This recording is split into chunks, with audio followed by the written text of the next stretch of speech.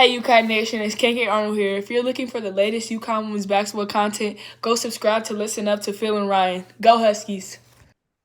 Thank you, KK. An extra beautiful day on Listen Up. And I know what you know what I mean, Ryan. Getting my words all tangled up already on this Saturday, the 17th, beautiful day of May. Ryan, we figured we'd come on today and we talk a little bit about it. It was just fitting, right? Now we're not moving 100%. This is UConn women's basketball, right? But we're not going to move into WNBA 100%, but we may have to 90% of the time if there's no headlines. You told me that. You're like, Phil, well, we're just not going to go silent on them. We're going to talk, and that's what we do. That's what Rye does best is talk. So look, Rye, we're going to break down what happened last night. Opening night in the WNBA. And the main reason why we bring this up is because we figured we had to talk about our old friend, Paige Bueckers, making her W debut. Rise. She poured in 10 points in the loss. Dallas Wings and the Minnesota Link. It was Link 99, Wings 84. So, interesting because it's interesting to see how many people come through. We're not necessarily talking about UConn basketball. And the reason I bring this up to you, can't wait to see what you have to tell me because go figure, we're not going to leave it a secret for everybody. This is your team, the Dallas Wings. So hopefully you're comfortable enough, and hopefully we all are. Drop your comments in the section below. Like, comment, and subscribe. And this is specifically for Ryan more than me. What needs to happen, Ryan, for Dallas to heat up? Because, again, we know Paige is going to light it up all season long. We know that, right? We know that. But, in this case, we're talking about professional sports. Is she going to not get the big spotlight on her if Dallas can't somehow start winning? Yeah, well, I mean, I think the spotlight could definitely fade away a little bit if Mm. the Wings would, drop a lot of games in a row and kind of get off to a rough start. Unfortunately, they did lose, of course, their home opener last night. Paige, 10 points, 7 assists in her debut. Not bad, but unfortunately, the former UConn Husky, Nafisa Collier, left off where she did last year, putting up 34 points for Minnesota. So, Paige's debut kind of got spoiled by that a little bit, but it was a rough shooting night for Bueckers, just 3 of 10. But I saw a lot of great passes. I liked her aggressiveness. She wasn't really timid at all or shying away from driving the ball to the basket. I think the three ball will eventually be able to fall for her, but I think teams are really going to hone in on that Mm. outside shot. I think the opponents really want Paige to have to work for points in the paint. But I think last year for Caitlin Clark, it took her a couple games to really settle in and have her breakout games. So I think there's just a lot of pressure on Paige. She knows a lot of people are watching her rookie season, and the expectation is already for her to win Rookie of the Year. So Beckers Mm. has to try to block that noise out, just like she did at UConn, and just play her game like she did with the Huskies, and more shots are going to start to fall. I think she's going to become more comfortable on the court with her teammates as the season goes on.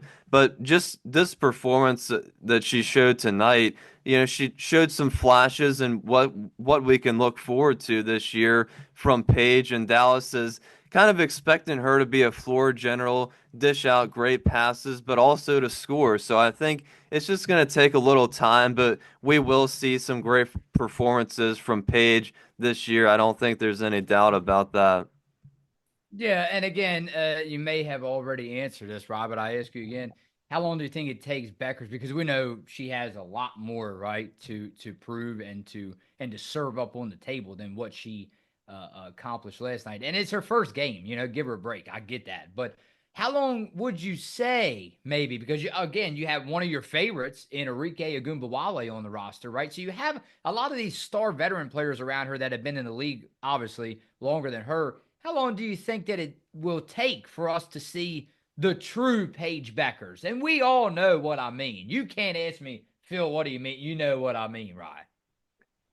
Yeah, I mean, I think it's always a tough jump up to the next level, no matter what level you're talking about. But I think Mm. obviously the biggest one is going into any professional league, and I think it takes a little bit for anybody, no matter what caliber of player you are, to make that jump and to feel comfortable in the position you're at, and to make those little tiny adjustments everywhere about your game on the court. But I think. It's going to take a little bit of time, maybe a couple weeks, maybe a month or so. But I think, in that sort of time frame, we'll definitely have some vintage performances from Paige. But I think to get at that level that we saw a couple years at UConn where she really takes over some of those games in the postseason, and just like we saw this last year with helping UConn get back to the top of the basketball world. I think that'll take a little bit more time to have some of those really, really great performances from Paige. Well, another opportunity ride for Dallas Wings and Paige Bueckers on Monday night as they face a Storm right back at home where they started the uh, the young season, right? Rye, very early.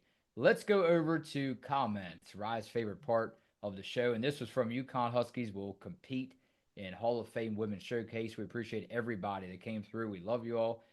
Alizi Define said, "Can't wait to see Sarah." I love them short comments, right? They're short and sweet, but they say a lot every time. Yeah, yeah, they do, and we Now, definitely now, love now it. understand, I got to tell you, because there's two Sarahs now, right? This is Sera. Yeah.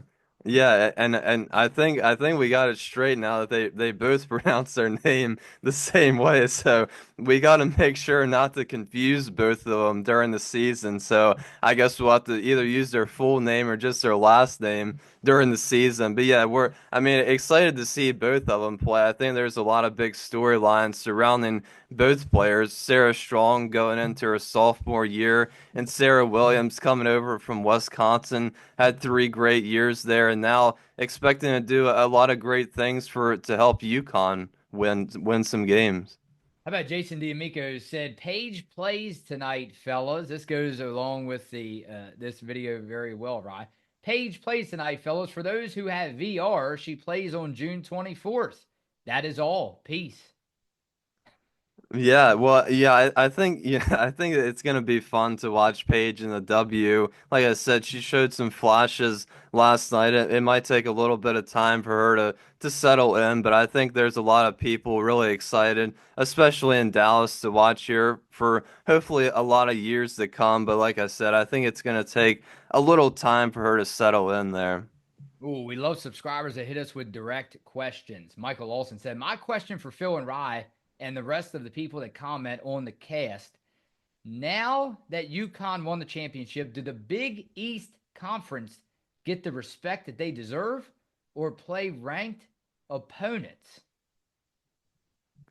Yeah, I think it's tough because I'm not so sure if the conference itself really is gonna ever get the respect it deserves. I think UConn definitely should get the respect they deserve. I think they probably already had that, but now, after a title drought and finally returning to the top, I think people should definitely respect UConn no matter what. But I think the overall Big East Conference, I'm not so sure if the conference overall is really going to get that overall respect. What is he saying that more teams in the Big East have to play a ranked or they should play ranked opponents? Am I not understanding correctly? Yeah, either that or perhaps more teams in the Big East should become ranked in the AP top 25. And All I right. think, Okay. that obviously comes with those teams being able to recruit, whether it's getting players in the portal or getting more highly ranked recruits coming out of high school. And I think some of the teams, in the Big East haven't really been able to do that for some amount of years now. Of course, we've seen a couple teams really be able to compete with UConn, but I know some of those teams lost a lot of players this past season. So it'll be interesting to see how some of those teams recover, what players they're able to bring in, and see if anybody can even come close to competing with UConn. How about one more, Rod? Just me said, thanks for next year's schedule update. Still waiting to see who the next new roster addition will be. Will it be Kaylee Heckle? UConn has interest in recruiting a future post player. Olivia Vukosa is 6'4" and ranked third on the ESPNW rankings class of 2026. Yeah, UConn still has the one open remaining roster spot, scholarship spot. Obviously, they don't have to fill it, but it would be nice to throw in another piece of the puzzle and get somebody else in there. I know they said Heckle from USC, the guard, came in for a visit. Didn't really hear anything else about that, but I think there's still obviously a couple possibilities out there that I'm sure UConn still looking at and deciding who they want to give that last scholarship spot to. All right, strength and growth come only through continuous effort and struggle. And we know Paige Bueckers. Oh, it's coming. She's going to light it up. And we'll be right back here again making another episode, right? That's why we made one now, right? Because performances, okay, but we'll be right back here when it's a 30 or 40 point game and it's coming. Phil and Rye on Listen Up.